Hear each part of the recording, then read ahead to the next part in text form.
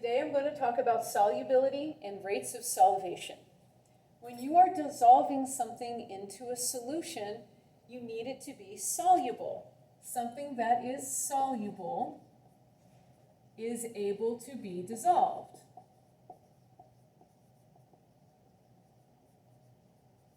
Something that is insoluble will not dissolve.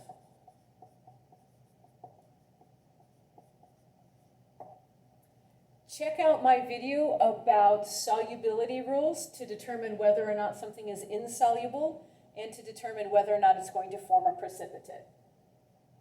There are several different ways we can increase the solubility of something.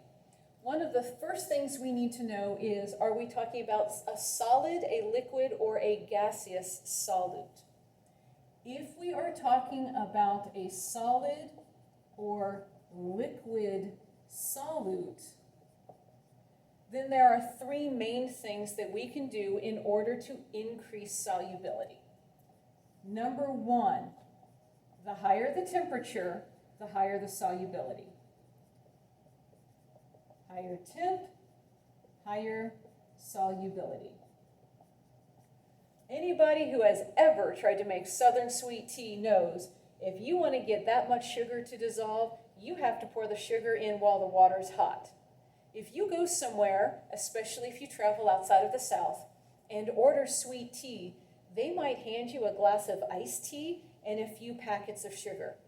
You can pour that sugar in, but it's never going to dissolve because at a lower temperature, you have a lower solubility of solids like sugar.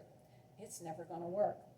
However, if you are sitting in a restaurant and you want some sweet tea and all you have is iced tea and sugar packets, you're going to try trick number two. You are going to stir it, or in science we may say agitation. Agitation or stirring is going to help things to dissolve. If we are talking about a river, if the river is tumbling and pouring over rocks and dams and logs, then we're going to get a lot of agitation in the water. The third thing that helps solubility is to have a small particle size. This probably isn't going to help you in a restaurant, but if you had powdered sugar instead of regular granulated sugar, you would have a better chance of getting it to dissolve. I don't think they're going to bring a blender to your table, so you're probably out of luck in that case. But now you know. There are three different ways to get a solid or a liquid to dissolve better into a liquid solvent. But what about gases, I hear you saying? That's an excellent point. If we are talking about gases, we have some different factors to consider. Number one, for gases, the lower the temperature, the higher the solubility. You've encountered this. You know that a warm soda goes flat faster than a cold soda. That warm soda has a higher temperature and a lower solubility, so the carbon dioxide comes out of the solution, and now your soda tastes flat. Another thing that affects the solubility of gases is pressure. And again, you know this from your soda. If you have a high pressure, you have a high solubility.